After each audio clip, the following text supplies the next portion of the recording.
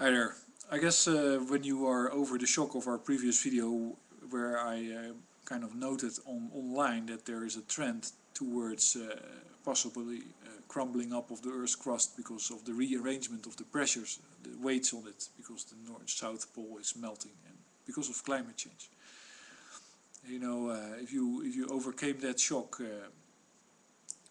then welcome again. I guess I have one thing to add to that video, and that is that oil company executives, in general, are geologists, so they know this. They understand this completely. They understand completely that if you take the oil out of the crust of the Earth and you put it in the atmosphere, that's a weight, and if you melt the North and the South Pole, as a result of that, that's a change in the distribution of the weight. And it's just, I'm not an expert, so I don't know how flexible that Earth crust is, but there might be a point at which it's flexed so often and that it breaks, or that it flexes more easily, so you get more earthquakes. I'm not sure, I'm not an expert, but it's a worrying and possibly devastating effect. One more, and oil companies know about it. Oil companies have known about this whole problem, climate change, global warming, since ocean acidification, since the 50s. Because you can find it in this Soylent Green movie. It's not there for no reason. It's because it was science fiction then, which is can turn out to be science fact if you don't respond to it. But the issue of today, of course, is Mr. Breivik. I have a neighbor that makes noise, and it's funny because, you know, we have our Geert Wilders in Holland, who is basically just being. I think he just hijacked the right-wing mentality in order to become influential in politics. He's not a Christian fundamentalist. And his opinions about about Islam in Europe are for a part they are correct, and for a part they are incorrect. Because we know that the mullahs, or whatever they call muftis, have been preaching hatred in our own mosques in Holland. So we build a mosque for Muslims, and then the guy in the mosque is creating division in society because he tells his Muslim audience that they should hate gay people, that they should hate Western pigs and all that stuff. But that, I think, it was kind of a shock, because one of our lawmakers actually went into these mosques and talked to these people, and later found out that he was lied to. So that's not a very good. You know, that's just not the way it works. That's not the way you run a society, a Dutch society anyway. And I was reminded of the old. I used to go to church when I was young. I'm not religious, but my family is, and so I went to a Roman Catholic church, and we had these Roman Catholic churches in Amsterdam. We still have them. They're hidden, and that's quite funny, because there are small churches in the top floors of these big houses at the sides of the canals in Amsterdam. And what's funny about it is that they usually have organs, like these big pipe organs. So they were built in the time that Holland was rabidly Protestant and hated the Roman Catholic churches. And I can imagine that at that time, which is like 200, 400 years, 300 years ago or something like that, you would walk on Sunday by the canals and hear the church organs play of the Roman Catholic hidden churches, and wonder, where's that music coming from? You know, I hope they're not Roman Catholics. So it's like, we Dutch, I think historically we never have been very serious about discrimination. So I guess that's a lesson to Wilders as well.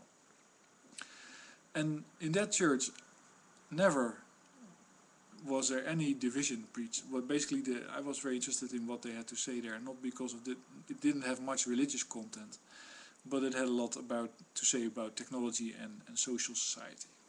So how do you mix the two? And that was quite, very good speakers. So that's very nice to have experienced. I liked it. And in other churches where I had to go, because of course I was taken there by my Roman Catholic mother, we had all kinds of Dutch, famous people, because they lived in Amsterdam, and they would go to those churches and just read the Bible. I'm not indoctrinated, but I do have to note that never never did they tell me that gays were wrong, as one of the people that was reading those texts was Jos Brink, which is a very famous Dutch, very gay and now deceased TV presenter. He had just had a very good voice for doing that, because yeah, well, very nice baritone voice, and he liked it. He was religious. We have writers like Gerard Reven. He's also dead, but he was always writing about, doing dirty stuff with the Bible. But so we don't hate them, and it's not in our Roman Catholic religion tradition at all. I guess it's it should be and that's a big difference, I think. And so if you allow you live in Holland, so you have this flat country, very green, and we have lots of things arranged here, and there's lots of opportunity and possibilities. And you decide to go to a little building each week or 5 times a day, and you allow somebody there to tell you to hate other people, to hate Western pigs and all that stuff. Then you're losing out, because you're not looking around and recognizing that, hey, we can be like, for instance, Indonesia, which is a Muslim country, probably not perfect, but it's a Muslim country. According to Wilders, it would have to be waging war with every other country in the world, because Muslim religion is a bellicose religion. Clearly it isn't. No, otherwise I guess every Muslim country would be trying to wage war, and they're not, because they can adapt. So to make a long story short, I don't think that so Wilders is under pressure now because he is anti-Muslim. I think there is a point to that, to his objection to the, let's say, the primitive examples of Muslim religion. So what you see under the Taliban, and I've seen some movies about life in Afghanistan, and that is just horrible, and that's just deprived. And I've actually been to Pakistan, so I've spoken to people there, and they do come across like they don't have, their society is not relaxed enough. But that's a personal impression. Because he objects to that, which is, I think, fair. He's not saying the same thing as Mr. Breivik at all.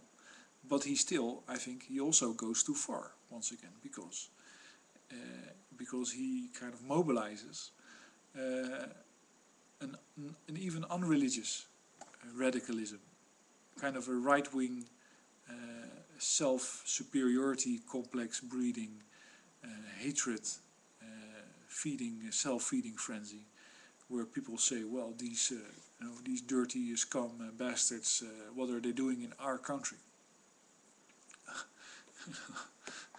That's just a very unsuccessful, let's say, concept to work from.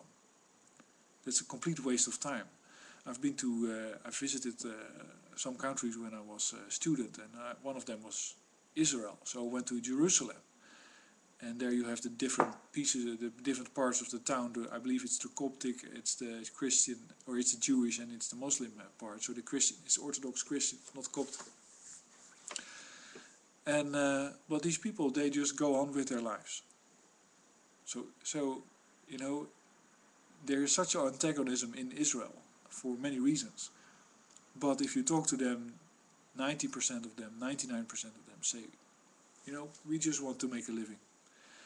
So you can take the cheroot if you want to travel with a Muslim taxi driver. You can take the taxi if you want to, and pay 3 times as much if you want to drive with a Jewish taxi driver. You can get your food on the Muslim market. You can get your food. You can get your falafel on the Jewish side. And you can go to the Christian side if you want to, get rid of all this bickering. And I think that's so that example is Jerusalem, where every Palestinian or Muslim might have a very fair reason to be very anti-Jewish, and every Jew might have a very fair reason to be anti-Muslim, because they might have lost some family members back and forth. They're not fighting. Huge Muslim country, Indonesia, is not bellicose, is not attacking anyone. That shows you that it's nonsense to believe that there's a general, let's say, trend in in Muslim religion to be dominant and degenerative. But on the other side there are some idiots, and you should be aware of them. So I'm not sure if there's a very strong point to this video, but thanks for listening anyway.